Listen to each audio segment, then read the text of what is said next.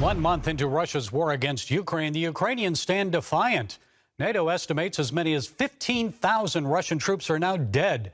The Pentagon says it believes Russia has lost 10% of its combat capacity. So what now? What can we learn from the past to bring an end to this war in Eastern Europe?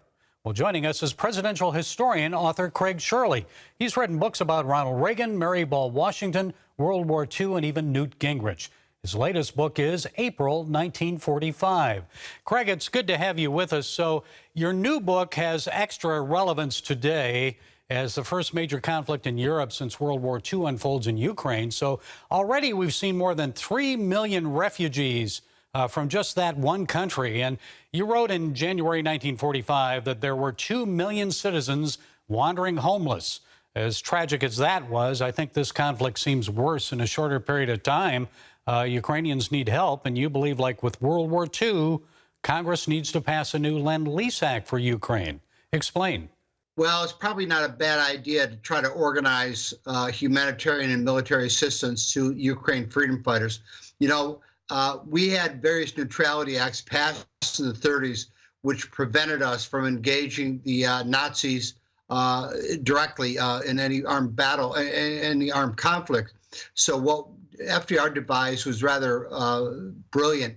Was he lent Great Britain and Winston Churchill used military equipment, including used destroyers, used guns, things like that, so that they could fight off the Nazi onslaught. We eventually got into the war, obviously, but Great Britain was alone in fighting against Germany, Nazi Germany, and fascist Italy, and it was a very important step for those 2 or 3 years before we got directly involved to help contain the Nazi growing juggernaut. And you write that Eisenhower's most important goal at the end of the war in Europe was to nab Nazi war criminals. Now, President Biden has already called Vladimir Putin a war criminal. So how important do you think following Eisenhower's example may be to the world in the aftermath of the war in Ukraine when it finally comes to an end? Well, I don't think any Russians are going to stand trial in this case, but they will eventually. Russia will eventually be contained, if not defeated.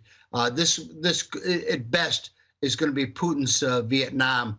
He's losing men and material faster than you can say Jack Robinson.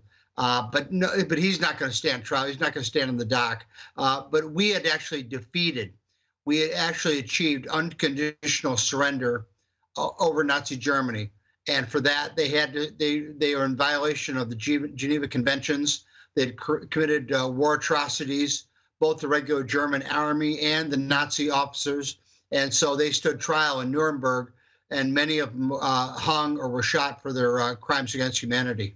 And the New York Times missed a lot of that. I find it interesting that you quoted the New York Times editorial from Easter 1945, and it said, quote, "The stone was rolled away, the tomb was empty.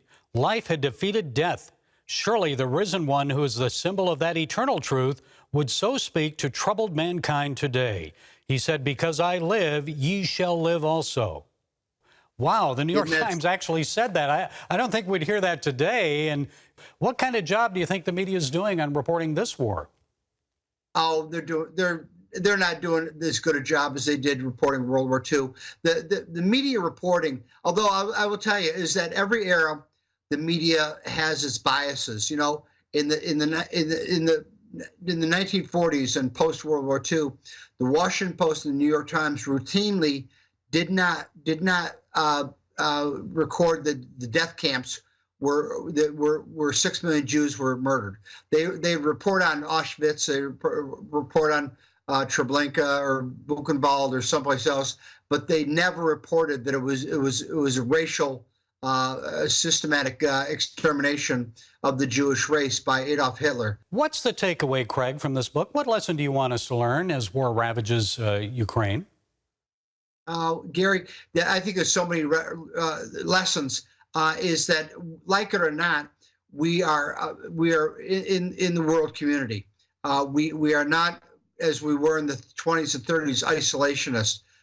We can't, unfortunately, turn our backs as much as we'd like to to turn our backs on the affairs of the world or the affairs of Ukraine or the affairs of Russia. That doesn't mean we have to put boots on the ground, but we have to be engaged. He wants to obtain more territory, which opens a question. When, if ever, does he come after the United States? So we have to draw a line in the sand, and it has to be the existing borders have to stay where they are, and not to try to recreate the old Soviet Union. That time has passed.